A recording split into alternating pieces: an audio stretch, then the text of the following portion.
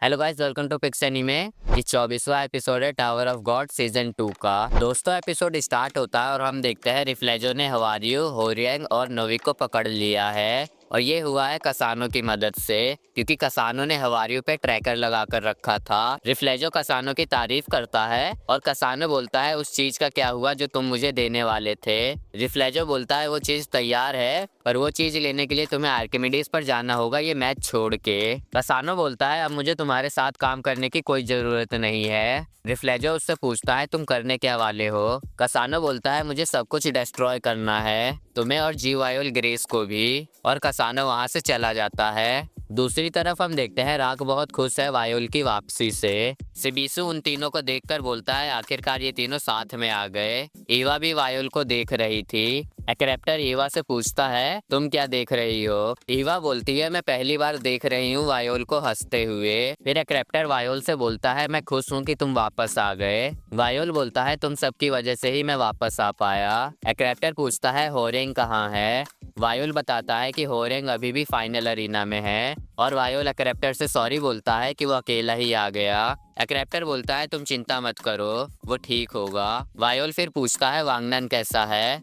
एक्रेप्टर बताता है कि आर्किमिडीज पर एक ट्रीटमेंट फैसिलिटी है, तो वांगनन अभी ठीक है। और लेरोरो देख रहा है कि वांगनन को कुछ ना हो। एक्रेप्टर बीटा की तरफ देखता है और बोलता है हम रिग्रेट ना करें कि हमने इसको बचा लिया। वायोल सोफिया से पूछता है बीटा कैसा है। सोफिया बताती है कि ये अभी ठीक है, लेकिन अब ऑर्डर आ चुका है बीटा को डिस्पोज करने का। इसको इतना कुछ नहीं झेलना पड़ता, अगर मैंने अपना काम ठीक से किया होता तो। मेरी वजह से ये सब इतने अनहैप्पी हैं। वायोल बोलता है मैं आपकी बात से अग्री नहीं करता। मुझे नहीं लगता होरियंग, कसानो और बीटा सिर्फ अनहैप्पी थे। खुन भी कुछ सोच रहा होता है और सिबिसु उससे बोलता है तुम चिंता में क्यों हो, बाम वापस आ गया है और हम अभी भी टूर्नामेंट में हैं। खुन बोलता है टूर्नामेंट से तो हम निकल जाएंगे, लेकिन फग के रैंकर्स भी तो हैं आर्किमिडीज पे, हमारे पास यहाँ से बाहर निकलने का कोई तरीका नहीं है। सिबिसु बोलता है अब इस टूर्नामेंट का क्या होगा। वो दोनों होस्ट भी आर्किमिडीज पर चले गए हैं, पता नहीं क्यों। लेरोरो वहाँ आता है और बोलता है ये टूर्नामेंट अभी भी होल्ड पर रखा जाएगा। और हम ये भी देखते हैं कि ईवा के पॉइंट्स थे तो उसने राग के लिए एक नया स्पीयर खरीदा है। लेरोरो बताता है कि आर्किमिडीज पर कुछ प्रॉब्लम हो गई है। फिर हम देखते हैं आयो और पंक को। उन्हें पता चलता है कि एमिली तक जाने वाला दरवाजा टूट गया है। पंक बोलता है हमें इसको ठीक करना पड़ेगा बिना किसी के नोटिस किए। लेरोरो बताता है कि मेरे साथ ही आने वाले होंगे पार्टिसिपेंट्स वेटिंग रूम में। सिबिसु बोलता है वो वेटिंग रूम में क्या कर रहे हैं। लेरोरो बताता है कि हम वेटिंग रूम के समनिंग सिस्टम का यूज करेंगे ताकि तुम्हारे दोस्तों को यहाँ ला सके, और उस समनिंग सिस्टम को हम कनेक्ट करेंगे उस शिप के साथ जिस पे मैं आया हूँ। लेरोरो ये भी बताता है कि तुम्हारे जो दोस्त टूर्नामेंट से बाहर हो गए थे वो पहले से ही उस शिप में हैं। नेक्स्ट हम देखते हैं मडोराको को। वो देख रहा होता है कि टूर्नामेंट को अभी होल्ड कर दिया गया है। मडोराको का एक आदमी फिर वहां आता है और बोलता है हमें अरीना से एक मैसेज आया है। सीन शिफ्ट होता है इन पर। खुन बोलता है हम फाइनल से पहले ही यहाँ से चले जाएंगे। लेरोरो बोलता है अब जो कि हमने बाम को बचा लिया है तो हमें यहाँ रुकने की कोई जरूरत नहीं है। खुन बोलता है पर हम जाएंगे कहाँ। लेरोरो बताता है कि यहाँ से कुछ दूर पे वोल हाइक्सोंग की शिप है। सिबिसु शॉक होता है वोल हाइक्सोंग का नाम सुनकर और पूछता है तुमने उन लोगों को कैसे मनाया हमारी मदद करने के लिए। लेरोरो बाम से बोलता है तुम उरेक माजिनो से तो मिले थे ना। लेरोरो बताता है कि उरेक माजिनो अभी टावर में सबसे हाईएस्ट एक्टिव रैंकर है और वो अकेला ही 10 फैमिली से लड़ सकता है। उरेक माजिनो एक फाउंडिंग मेंबर भी है वोल हाइक्सोंग का और वो बाम से मिलने में इंटरेस्टेड है। बाम बोलता है पर वो तीनों तो अभी तक आए नहीं। फिर बाम को एक कॉल आता है हवारियू के पॉकेट से। बाम पूछता है क्या तुम सब निकल गए, पर दूसरी तरफ से रिफ्लेजो की आवाज आती है और वो बोलता है तुम तो बचकर निकल गए पर तुम अपने गाइड को भूल गए। बाम रिफ्लेजो से बोलता है तुमने क्या किया हवारियू के साथ। रिफ्लेजो बोलता है मैंने बस इसे थोड़ा सबक सिखाया है और अगर तुम इन तीनों को बचाने नहीं आए तो ये तीनों तड़प तड़प के मरेंगे। चलो तो अब फाइनल मैच शुरू करें। अगर तुम इन तीनों को बचा लेते हो तो तुम जीते और मैं ये मैच छोड़ दूंगा। मैं तुम्हारा इंतजार कर रहा हूँ जहाँ पर तुम्हें थॉर्न मिला था। रिफ्लेजो ये भी बताता है कि उन तीनों को उसने अलग अलग लोकेशंस पर रखा है। वायोल बोलता है मैं जा रहा हूँ उन्हें बचाने। सिबिसु बोलता है ये एक ट्रैप है। बाम बोलता है मैं फिर भी वहां जाऊंगा। फिर खुन बोलता है मैं और राग भी तुम्हारे साथ चलेंगे। और बाकी के लोग होरियंग और नोवी को बचाओ। खुन लेरोरो से पूछता है अभी हम और कितनी देर इंतजार कर सकते हैं। लेरोरो बोलता है ज्यादा से ज्यादा 30 मिनट। खुन बोलता है अगर हम तीनों 30 मिनट में नहीं आए तो हमारे बिना यहाँ से चले जाना।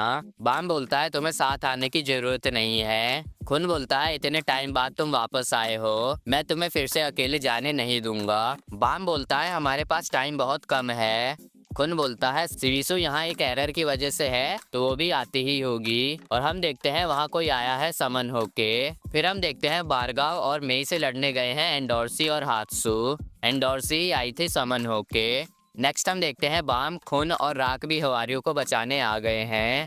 लेरोरो क्वार्ट्ज को बताता है हमें 30 मिनट और रुकना है। क्वार्ट्ज गुस्सा करता है इस बात पर। हम देखते हैं कि मीसेंग, प्रिंस और चैंग भी इसी शिप में हैं। चैंग क्वार्ट्ज से बोलता है हम यहाँ से कब जाएंगे। फिर प्रिंस चैंग से लड़ने लगता है। लेरोरो अपने एक और साथी से बोलता है कि हमें 30 मिनट और रुकना पड़ेगा। सोफिया लेरोरो से बोलती है बीटा को भी अपने साथ ले जाओ, अगर वो यहाँ रहा तो उसे डिस्पोज कर दिया जाएगा। मैं चाहती हूँ कि ये फ्रीली जिए, भले ही थोड़े समय के लिए। लेरोरो बोलता है पर इसकी मेडिसिन के बिना ये जिंदा नहीं रह पाएगा। सोफिया बताती है कि जो मेडिसिन मैंने इसे दी है उससे ये 1 महीने तक जिंदा रह पाएगा। सोफिया बताती है कि वो भी टावर के मिडल एरिया में पैदा हुई एक इलेजिटिमेट चाइल्ड है, इसलिए वो इन सब बच्चों के लिए कुछ करना चाहती थी ताकि ये लोग स्ट्रांग बने। लेरोरो बोलता है मैं जो कर सकता हूँ वो करूँगा। कसानो का नाम सुनकर बेटा उठ जाता है और बोलता है वही है जो सब कुछ कंट्रोल कर रहा था, उसी ने मुझे उस जगह से बाहर निकाला था। और हम देखते हैं मडोरा को कसानो को कुछ देता है। नेक्स्ट हम देखते हैं मेई एंडोर्सी से पूछती है तुम यहाँ क्या कर रही हो, वायोल कहाँ है। एंडोर्सी बोलती है तुम मेरे बॉयफ्रेंड का नाम ऐसे ही मत लो, ये बहुत अनोइंग लगता है। मेई बोलती है क्या तुम्हारा बॉयफ्रेंड भी है। एंडोर्सी बोलती है हाँ, और मैं उसके साथ डेट पर भी जाने वाली हूँ। मेई बोलती है एक प्रिंसेस ऑफ जहाज डेट पर जाएगी, तुम मारी जाओगी अगर इस बारे में पता चल गया तो, जैसे अनक की माँ मारी गई थी। फिर एंडोर्सी मेई पर अटैक करती है लेकिन बारगाव उसे रोक लेता है और बारगाव का एक वुल्फ एंडोर्सी के पैर पे काट लेता है। दूसरी तरफ हम देखते हैं बाम हवारियों की तरफ जा रहा होता है, तभी रिफ्लेजो भी उन्हें दिखता है और रिफ्लेजो की बॉडी से ब्लैक स्मोक निकल रहा होता है। नेक्स्ट हम देखते हैं मेई एंडोर्सी पर अटैक करती है लेकिन एंडोर्सी बच जाती है और फिर बारगाव का वुल्फ उस पर अटैक करता है। एंडोर्सी अपने बोंग बोंग से बारगाव के पास जाती है उस पर अटैक करने के लिए, लेकिन बारगाव आसानी से उसके अटैक्स को ब्लॉक कर लेता है। मेई बोलती है कि बारगाव सबसे स्ट्रॉन्ग ई रैंक रेगुलर है और इसमें बहुत सी फैमिलीज का ब्लड है। हम देखते हैं ईवा और एक्रेप्टर होरियन को ढूंढ रहे हैं। उन्हें क्वात्रो मिलता है और ईवा उससे पूछती है तुम्हें कोई मिला। क्वात्रो बोलता है नहीं।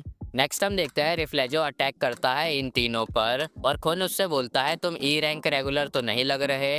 रिफ्लेजो बोलता है मैं पोकेन की शैडो हूँ। पोकेन का नाम सुनकर बाम शॉक होता है। रिफ्लेजो बोलता है अगर मैं चाहूँ तो ये पावर बी रैंक से भी ज्यादा पावर एग्जर्ट कर सकता हूँ। रिफ्लेजो फिर से अटैक करता है और बाम भी उसके अटैक को ब्लॉक करता है। रात भी अटैक करता है लेकिन वो नहीं कर पाता। फिर खुन भी अटैक करता है लेकिन इन सब का कुछ फायदा नहीं हो रहा था। रिफ्लेजो का ध्यान बाम से हट गया था। इसी मौके का फायदा उठाकर बाम हवारियों के पास चला जाता है और बोलता है हम हवारियों को ले जा रहे हैं। नेक्स्ट हम देखते हैं कसानो मडोराको से ये चीज लेने के बाद यहाँ से चला जाता है और मडोराको बोलता है हमें काफी अच्छी इन्फॉर्मेशन मिली है इससे। मडोराको का आदमी बोलता है क्या ये सही था कि हमने उसे वो ले जाने दिया। मडोराको बोलता है हाँ, क्योंकि एक डील हमेशा फेयर होना चाहिए और अब हमें उस बेवकूफ़ के साथ डील करने की कोई ज़रूरत नहीं है जिसने डर के मारे अपनी टीम छोड़ दी। अब वक्त आ गया है वर्कशॉप बैटल को एंड करने का। नेक्स्ट हम देखते हैं जो प्रिजनर्स भाग गए थे उन्हें गार्ड्स पकड़ रहे हैं लेकिन ट्रैवलर अभी भी पकड़ा नहीं गया। ट्रैवलर फिर इन डक्ट्स में चला जाता है और सोच रहा होता है कि एमिली ने उन्हें बेवकूफ़ बना के यहाँ क्यों बुलाया। ट्रैवलर एमिली से मिलकर ये पूछना चाहता है। ट्रैवलर फिर एक जगह पर निकलता है और वो देखता है कसानो को। नेक्स्ट हम देखते हैं रिफ्लेजो हवारी को अपनी शील्ड की तरह यूज कर रहा है जिसकी वजह से बाम उस पर अटैक नहीं कर पा रहा। बाम रिफ्लेजो को फ्रीज करने की कोशिश करता है लेकिन उसकी ये टेक्निक रिफ्लेजो पर काम नहीं करती।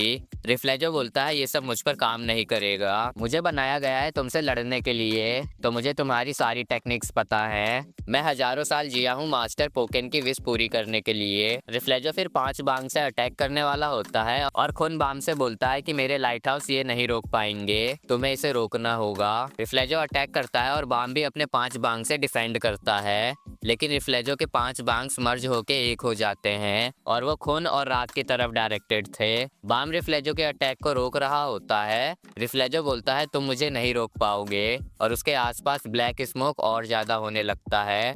राक रिफ्लेजो पर अटैक करने वाला होता है पर खून उसे रोकता है और बोलता है हवारियो अभी भी उसी के पास है। खून सोच रहा होता है कि वो कैसे रिफ्लेजो को हरा सकता है। खून फिर बोलता है मुझे पता चल गया कि हम इसे कैसे हरा सकते हैं। और दोस्तों ये वाला एपिसोड यहीं पे खत्म होता है। एपिसोड अच्छा लगा हो तो लाइक करना और चैनल को सब्सक्राइब करना। Thanks for watching guys.